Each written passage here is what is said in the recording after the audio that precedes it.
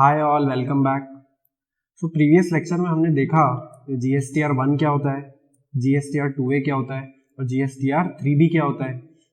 हमने समझा कि GSTR 1 में हमको आउटवर्ड सप्लाई की डिटेल्स डालनी होती है, वो भी इनवॉइस बाय इनवॉइस। किस केस में? B2B के केस में। लेकिन अगर हम B2C से रिलेटेड डिटेल्स डाल रहे हैं जिसमें supplier is registered and consumer is unregistered, उस केस में आप कंसोलिडेटेड इनवॉइस भी अपलोड, कंसोलिडेटेड डिटेल्स भी अपलोड कर सकते हो। फिर हमने समझा GSTR 2A के बारे में। तो GSTR 2A क्या होता है? जिसमें हम लोग जो भी चीजें हमने परचेज की है उन परचेज की डिटेल्स हम GSTR 2A में देख सकते हैं। फिर हमने पढ़ा GSTR 3B के बारे में, जिसमें हमें क्या डालना होता है? Summary of outward and inward supplies. Friends, इन सभी चीजों को हमने GST पोर्टल पे जाके अच्छे से समझा और देखा कि कहाँ पे क्या डिटेल्स डालनी होती है, कौन सा रिटर्न कब सबमिट करना होता है। ठीक है, तो now will study section 37 and section 39 which speaks about GSTR 1 and GSTR 3B respectively. ठीक है, so let's start with section 37, but before starting with section 37 we will just look at the introductory part of the chapter. So returns का purpose क्या है? Returns क्या purpose serve करता है? So returns is a mode of transfer of information to the tax administration. जो government department है, जो tax department है, उस तक बिजनेस की सभी इंफॉर्मेशन पहुंचाना, सेल की इंफॉर्मेशन, परचेज की इंफॉर्मेशन, टैक्स की इंफॉर्मेशन, है ना, बिजनेस का GST नंबर वगैरह वगैरह, ये सारी इंफॉर्मेशन डिपार्टमेंट के पास कहां से जाती है? जब आप रिटर्न फाइल करते हो तो रिटर्न के जरिए से ये इंफॉर्मेशन गवर्नमेंट डिपार्टमेंट के पास जाती है। Compliance verification program of tax administration. जो रजिस्टर्ड पर्संस हैं वो टैक्स लॉस से कंप्लाई कर रहे हैं या नहीं कर रहे हैं। कहीं वो टैक्स चोरी करने की तो कोशिश नहीं कर रहे, कहीं वो कम टैक्स तो चार्ज नहीं कर रहे हैं गुड्स पे, सर्विसेज पे। ये कैसे पता पड़ेगा? रिटर्न फाइल करने से पता पड़ेगा। Finalisation of tax liabilities. Tax liability कितनी है, क्रेडिट कितना लिया, गवर्नमेंट को कैश लेजर से कितना पे करना है ना। Providing necessary inputs for taking policy decisions. ठीक है, किसी बंदे ने 1 साल तक रिटर्न अच्छे से फाइल किया और उसका टर्नओवर बहुत अच्छा है, टैक्स अच्छा जा रहा है गवर्नमेंट को। नेक्स्ट ईयर से उसका टर्नओवर मान लीजिए अचानक से एकदम कम हो गया। ठीक है, तो GST डिपार्टमेंट एनालाइज कर सकता है कि टर्नओवर अचानक से कम क्यों हो गया। मे बी उसका बिजनेस कम हो गया हो शायद, या फिर वो क्या कर रहा हो, टर्नओवर रिटर्न में डिस्क्लोज ही ना कर रहा हो और टैक्स की चोरी कर रहा हो। ठीक है, तो इससे क्या कर सकती है गवर्नमेंट? इससे वो क्या करेगी? टैक्स इवेजन प्रोग्राम्स बनाएगी, एंटी इवेजन प्रोग्राम्स बनाएगी, है ना। ऑडिट के लिए अरेंज करेगी कि जो लोग टैक्स कम पे कर रहे हैं, जिनका बिजनेस पहले बहुत ही अच्छा था, अभी वो कम कैसे हो गया? क्या बिजनेस कम हो गया या वो लोग टैक्स इवेड कर रहे हैं, है ना। तो गवर्नमेंट में अरेंज फॉर ऑडिट और they may prepare anti-evasion programs in order to reduce the tax evasions. ठीक है, what they can do, they can take various policy decisions. मतलब मान लीजिए पिछले साल तक किसी का बिजनेस बहुत अच्छा चल रहा था, इस साल से गवर्नमेंट ने क्या कर दिया, उस प्रोडक्ट पे रेट बढ़ा दिया। पहले 5% था, अभी 18% कर दिया। So what government can do, they can see क्या रेट ज्यादा होने से बिजनेस कम हुआ है, मार्केट में प्रोडक्ट की डिमांड कम हुई। अगर ऐसा है तो they can take decision to reverse the tax, that is to reverse the tax from 18% to 5% to reduce the tax. ठीक है फ्रेंड्स, समझ आ रहा है, क्लियर है? Filing of GST returns helps in determination of tax liability of the return filer, and at the same time it has a huge bearing on determination of tax liability of other persons with whom the former has entered into a taxable activities. Friends, आप जब return file करते हो तो इससे आपकी tax liability का तो पता चलता है, पर दूसरे की टैक्स लायबिलिटी का भी पता पड़ेगा। कैसे? आपने जिनको सप्लाई किया उनकी डिटेल्स आप कहां डालोगे? GSTR 1 में, और वो डिटेल्स फिर कहां दिखेगी? उनके GSTR 2A में। अब वो डिटेल्स उनके GSTR 2A में दिखेगी तो गवर्नमेंट को पता पड़ेगा कि ये कितनी ITC के लिए एलिजिबल है। कहीं ये ज्यादा ITC तो नहीं ले रहा है GSTR 3B में, 2A में दिख रही है उससे ज्यादा तो नहीं ले रहा है। अगर ले रहा है तो क्या रीजन है? अगर कम ले रहा है तो दैट्स फाइन, कोई दिक्कत नहीं है ना। तो सामने वाले की टैक्स लायबिलिटी का अंदाजा, उसकी इनपुट टैक्स क्रेडिट का अंदाजा किससे लग सकता है? अगर हम रिटर्न फाइल करते हैं बीइंग अ सप्लायर, तो उससे रिसीवर की टैक्स क्रेडिट का या उसके आउटपुट टैक्स का अंदाजा भी लगाया जा सकता है। ठीक है फ्रेंड्स, क्लियर है। Furnishing details of outward supplies, section 37 read with rule 59 of CGST rules.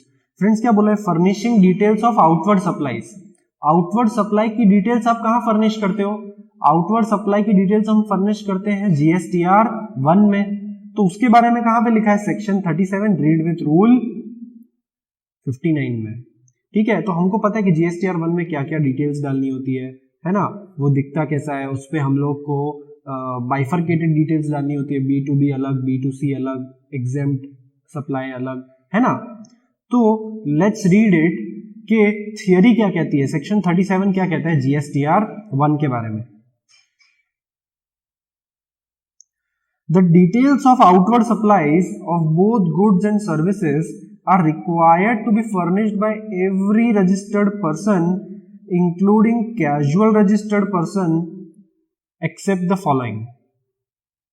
GSTR 1 सभी को फाइल करना है, कैजुअल टैक्सेबल पर्सन को भी फाइल करना है, लेकिन किसको नहीं करना है, तो इन 6 को GSTR 1 फाइल नहीं करना है।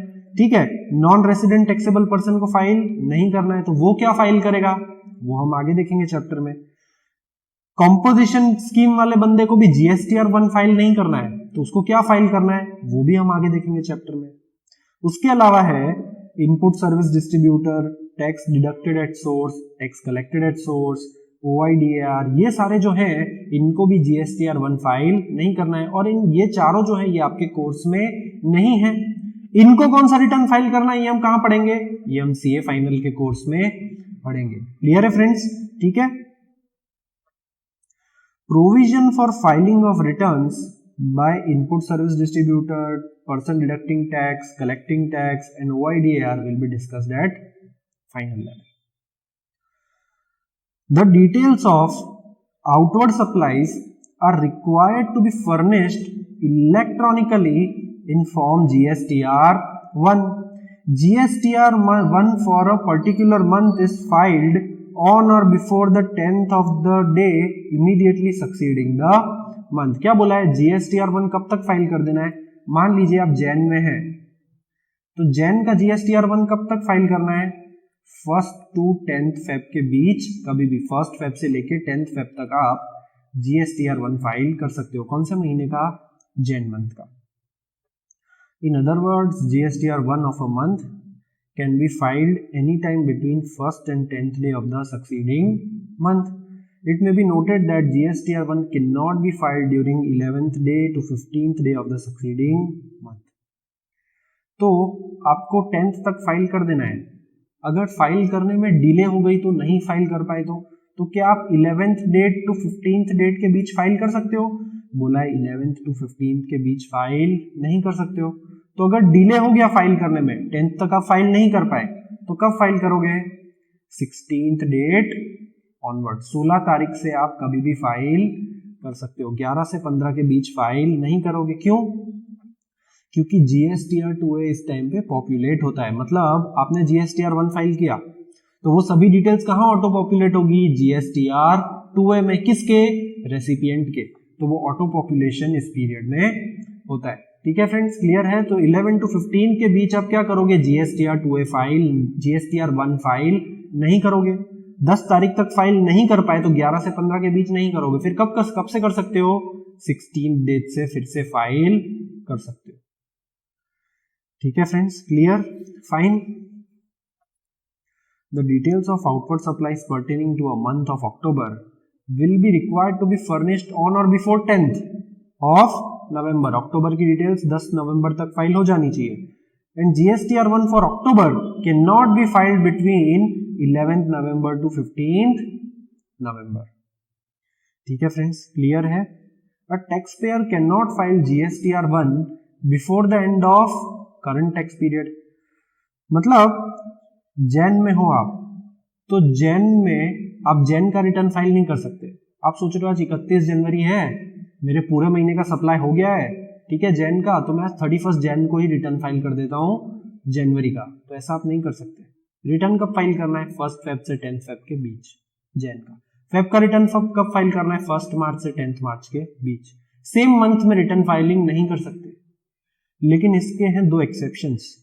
2 केसेस ऐसे हैं जिसमें आप GSTR 1 सेम मंथ में फाइल कर सकते हो। तो कौन से हैं वो 2 केसेस हम लोग देखते हैं। Following are the exceptions to this rule. Exception number 1, casual tax payers after the closure of their business. जो कैजुअल टैक्सेबल पर्सन होता है वो क्या होता है फ्रेंड्स?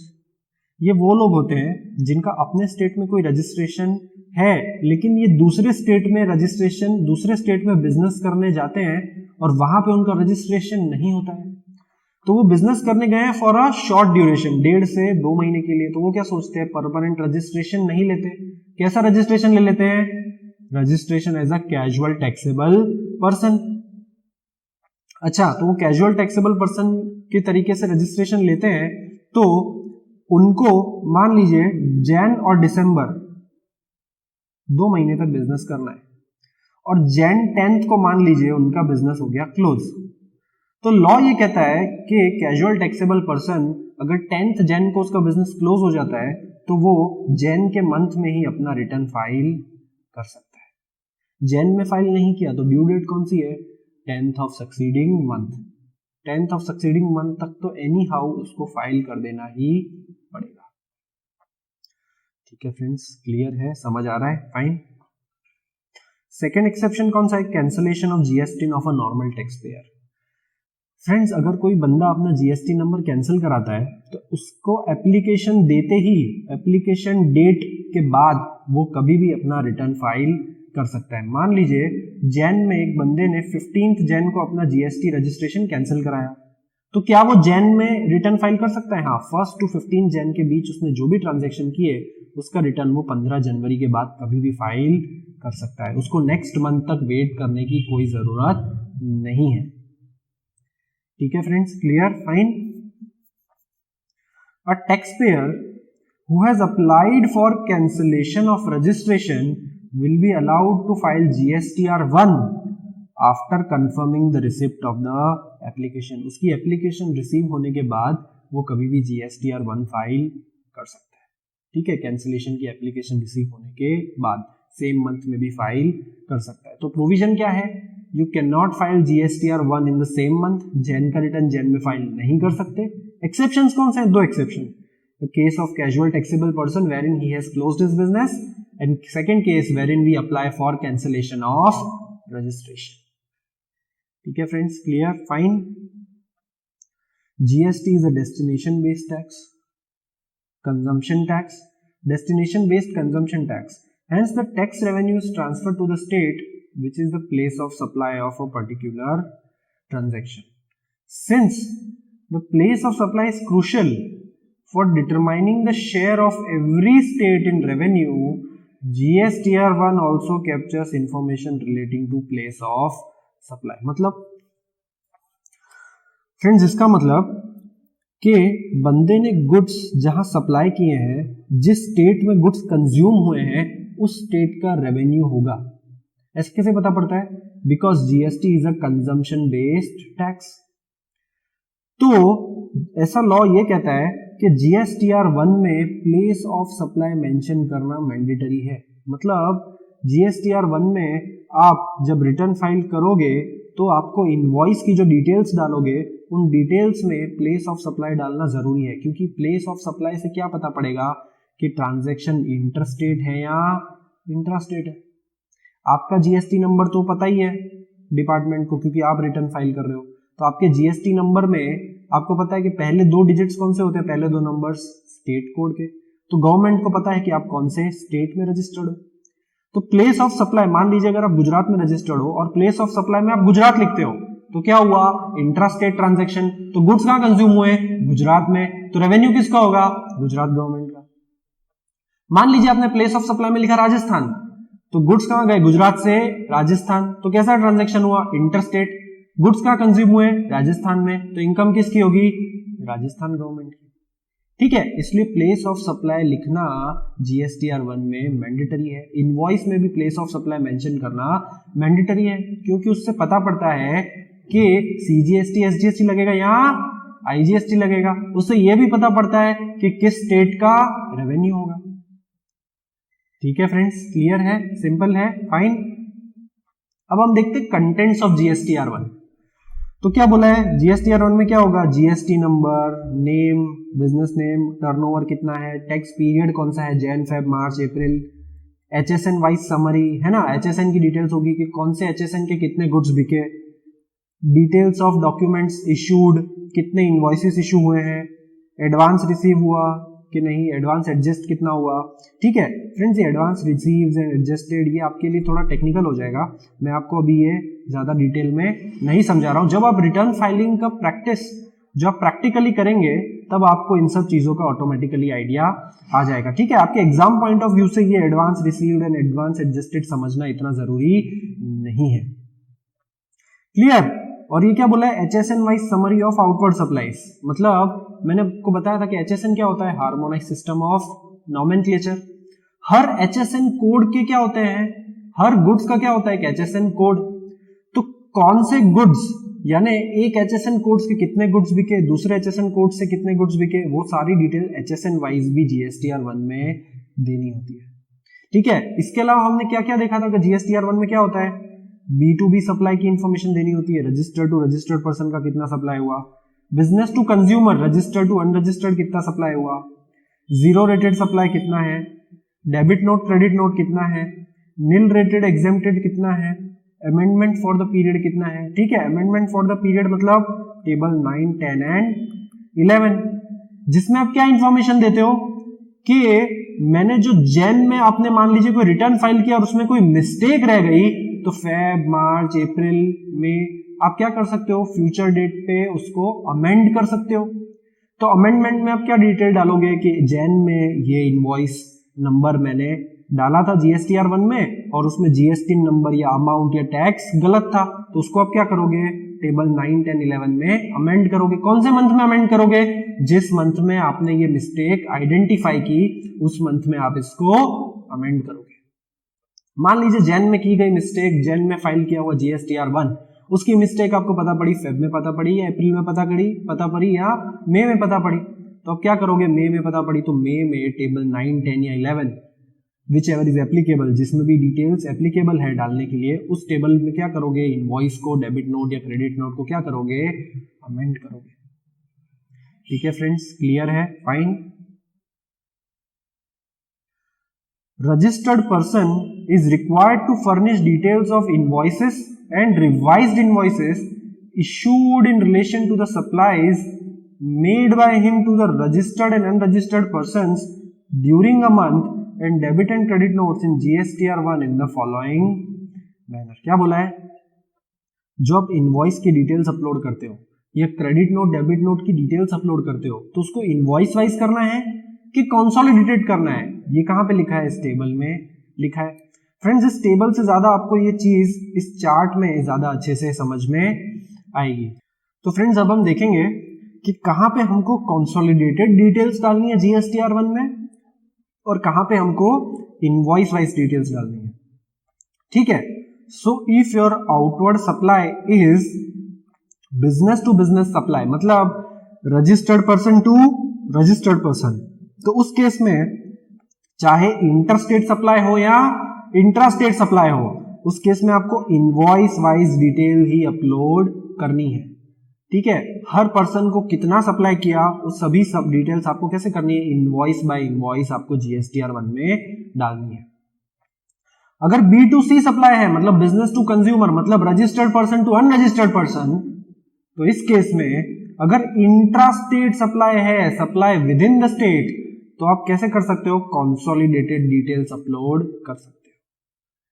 समझ आ रहा है फ्रेंड्स, क्लियर है। मतलब मान लीजिए आपने गुजरात में 5% के गुड्स 10 लाख के बेचे, किसको, अनरजिस्टर्ड पर्सन को, है ना, कोई 50,000 के ले गया, कोई लाख के ले गया, कोई 1.5 लाख के ले गया, तो ये सारी डिटेल्स आपको इनवॉइस वाइज डालनी है, इनवॉइस वाइज नहीं डालनी है। कैसे डालनी है, कंसोलिडेटेड डालनी है। ठीक है, B2C की डिटेल्स हम लोग अलग से डालते हैं, कैसे डालेंगे, कंसोलिडेटेड। लेकिन अगर इंटरस्टेट सप्लाई है और इंटरस्टेट सप्लाई में 2.5 लाख या 2.5 लाख से कम का इनवॉइस है, तो उस केस में state wise consolidated details to be uploaded. कैसे डालना है फ्रेंड्स, कंसोलिडेटेड डिटेल्स डालनी है, लेकिन कैसा, स्टेट वाइज, कि कौन से स्टेट में आपने अनरजिस्टर्ड पर्सन को सप्लाई किया, भले ही वो 2.5 लाख से कम हो, लेकिन राजस्थान में किया मान लीजिए 3 लाख रुपए का, 1.5 लाख के 2 इनवॉइस थे, कहां सप्लाई किए, राजस्थान में, किसको, अनरजिस्टर्ड पर्सन को, तो राजस्थान का सप्लाई अलग से दिखाओगे 3 लाख। मान लीजिए महाराष्ट्र में आपने सप्लाई किया, तो महाराष्ट्र हमारे लिए क्या है, इंटरस्टेट सप्लाई है, ऐसा हम मान लेते हैं। तो महाराष्ट्र अगर इंटरस्टेट सप्लाई, और महाराष्ट्र में मैंने 5 लाख के गुड सप्लाई किए टू अनरजिस्टर्ड पर्सन, सबको 50,000, किसी को 60,000, किसी को 70,000, 2.5 लाख से कम सारे इनवॉइसेस, तो उसमें भी कैसा डिटेल्स अपलोड करेंगे फ्रेंड्स, कंसोलिडेटेड डिटेल्स अपलोड करेंगे, लेकिन कैसा, स्टेट वाइज, महाराष्ट्र का अलग, राजस्थान का अलग। फिर क्या बोला है, इनवॉइसेस ग्रेटर देन 2,50,000, अगर एक इनवॉइस का वैल्यू 2.5 लाख से ज्यादा है और वो इंटरस्टेट सप्लाई है, तो उस केस में फ्रेंड्स हमको इनवॉइस वाइज डिटेल्स अपलोड करनी पड़ेगी। ठीक है फ्रेंड्स, क्लियर है, 2.5 लाख से ज्यादा है, इंटरस्टेट सप्लाई है, तो क्या करेंगे, इनवॉइस वाइज डिटेल्स अपलोड करेंगे। ठीक है friends, clear, fine. HSN details हम लोग पढ़ चुके हैं, हमको पता है कि कहां पे नील, कहां पे 2 डिजिट, कहां पे 4 डिजिट का HSN लिखना है। ठीक है,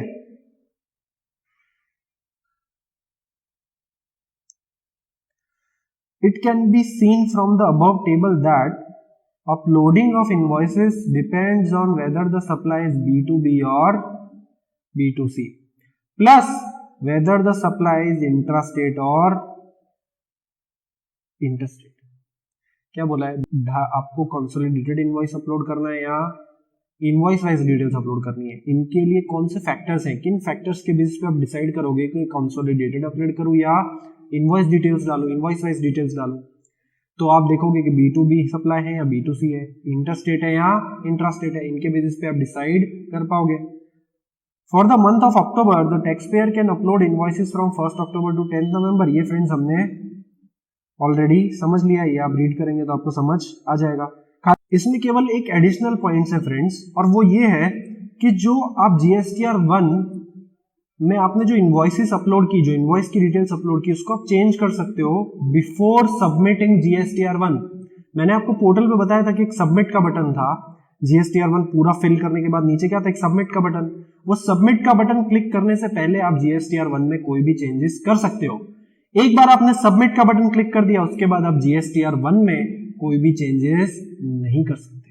फिर अगर उसमें कोई मिस्टेक भी रह गई है तो वो आपको नेक्स्ट पीरियड के रिटर्न में अमेंडमेंट टेबल नंबर 9, 10 एंड 11 का यूज करके उसको चेंज करना रहेगा। ठीक है friends, clear, fine. Scanned copies are not required to be uploaded. Only certain fields of information from invoices need to be uploaded. क्या बोला है, आपको इनवॉइसेस की स्कैन्ड कॉपी अपलोड नहीं करनी है रिटर्न में। रिटर्न में क्या करना है, केवल कुछ डिटेल्स डालनी है, invoice number, date, value, tax rate कितना था, कितना वैल्यू था, अमाउंट कितना था टैक्स का, एटसेट्रा। ठीक है फ्रेंड्स, क्लियर।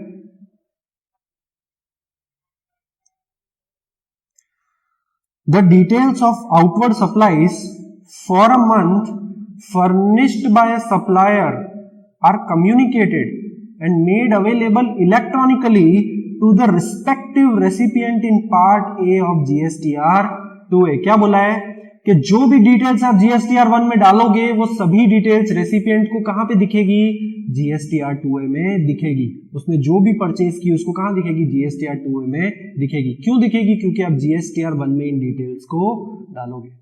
ठीक है, आपके लिए क्या है, सप्लाई, जिसको 2A में दिख रहा है उसके लिए क्या है, परचेज।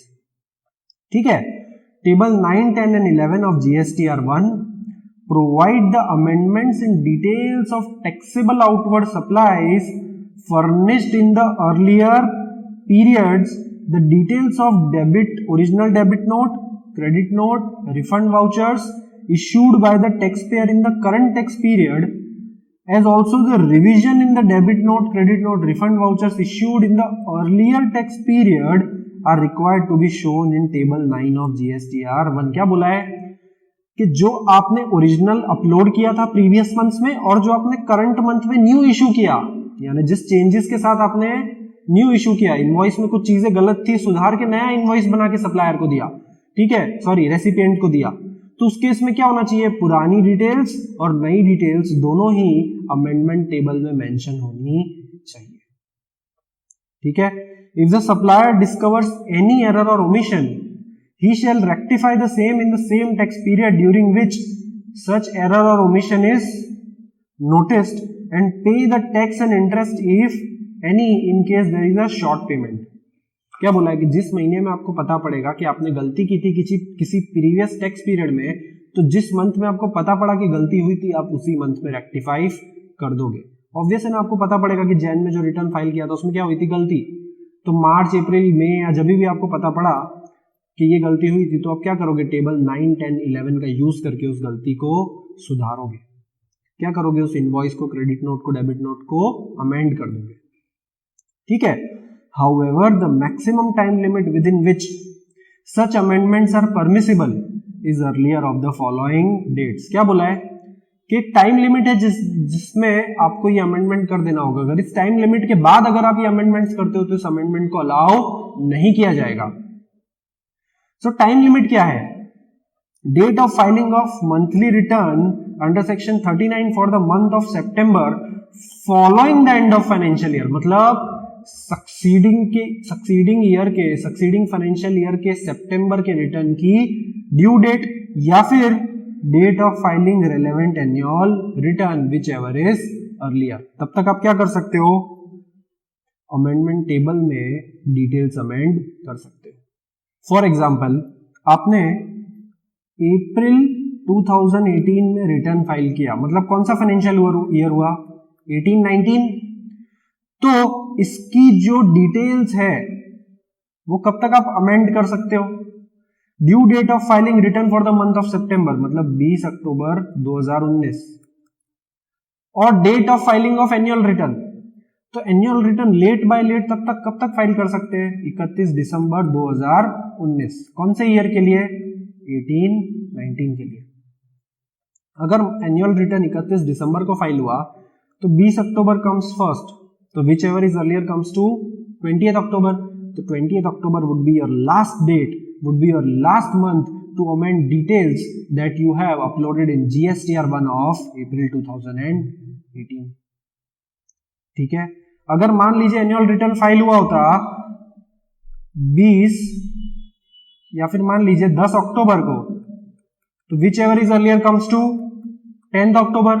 तो इस केस में क्या होगा friends, 10th October would be your last date to amend the details uploaded in GSTR1 of April 2018. और अप्रैल 2018 ही नहीं, अप्रैल 18 से लेके मार्च 19 तक, मतलब 18-19 में आपने जितने भी रिटर्न्स फाइल किए, जो 12 GSTR1 आपने फाइल किए अप्रैल 18 से लेके मार्च 2019 तक, मतलब 18-19 ईयर में, फाइनेंशियल ईयर में आपने जितने भी रिटर्न्स फाइल किए GSTR1, उन सभी को आप कब तक अमेंड कर सकते हो, due date of filing of return for the month of September of succeeding financial year, मतलब ये डेट, या फिर actual date of filing annual return whichever is earlier तक. ठीक है. यही ड्यू डेट किसकी थी, ITC लेने की भी यही ड्यू डेट थी, क्रेडिट नोट इशू करने की भी यही ड्यू डेट थी. ठीक है. Example, an entity has furnished the annual return for financial year XY को हम मान लेते हैं 18-19, तो 18-19 का एनुअल रिटर्न फाइल कर दिया उसने 15 अगस्त को. ठीक है. तो क्या बोला है, 18-19 उसका एनुअल रिटर्न फाइल हो गया है 15 अगस्त 2019 को. ठीक है. Of the succeeding financial year, an error is discovered in respect of transaction pertaining to November month of XY, मतलब नवंबर मंथ ऑफ 18-19, मतलब नवंबर 2018 में जो रिटर्न फाइल हुआ था उसमें क्या है, एक एरर है.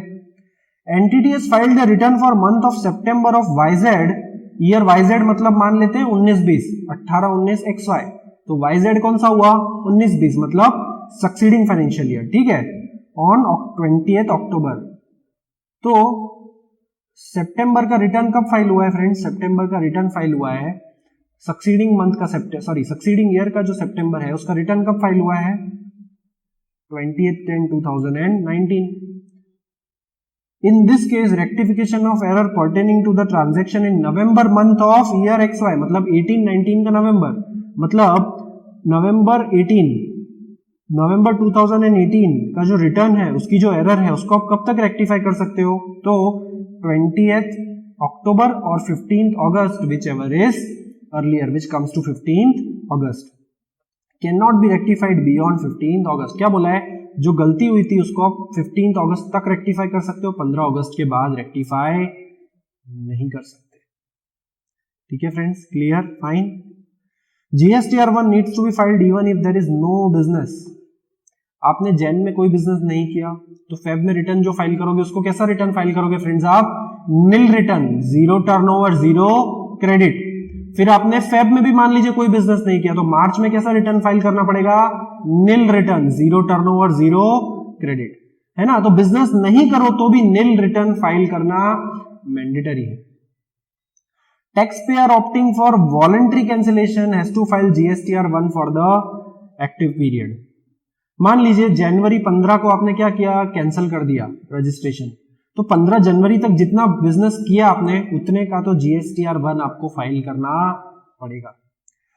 In cases where a taxpayer has converted from normal to composition, GSTR 1 will be available for filing only for the period during which the taxpayer was registered as normal taxpayer। क्या बोला है कि जो बंदा normal taxpayer से composition scheme में convert हो गया, मान लीजिए 31 मार्च तक आप नॉर्मल स्कीम में थे, 1 अप्रैल से आप किस में आ गए, कॉम्पोजिशन स्कीम में, तो कॉम्पोजिशन वाले बंदे को तो GSTR 1 फाइल करना नहीं होता। तो 31 मार्च तक आप नॉर्मल स्कीम में थे, तो बोला है कि 31 मार्च तक का यानी मार्च का रिटर्न अगर फाइल करना बाकी है तो 10 अप्रैल तक आपको उसको फाइल कर देना है, GSTR 1 फाइल कर देना है, भले ही 1 अप्रैल से किस में आ गए आप, कॉम्पोजिशन स्कीम में आ गए। अच्छा, फिर अप्रैल ऑनवर्ड्स GSTR 1 फाइल करना पड़ेगा क्या, अप्रैल ऑनवर्ड्स GSTR 1 फाइल नहीं करना पड़ेगा क्योंकि हम किस में हैं अभी, कॉम्पोजिशन स्कीम में हैं। नॉर्मल स्कीम में कब तक थे, 31 मार्च तक, तो 31 मार्च तक जितना भी बिजनेस किया उसका GSTR 1 फाइल करना मैंडेटरी है। ठीक है फ्रेंड्स, क्लियर। इसके आगे हम लोग कंटिन्यू करेंगे नेक्स्ट लेक्चर।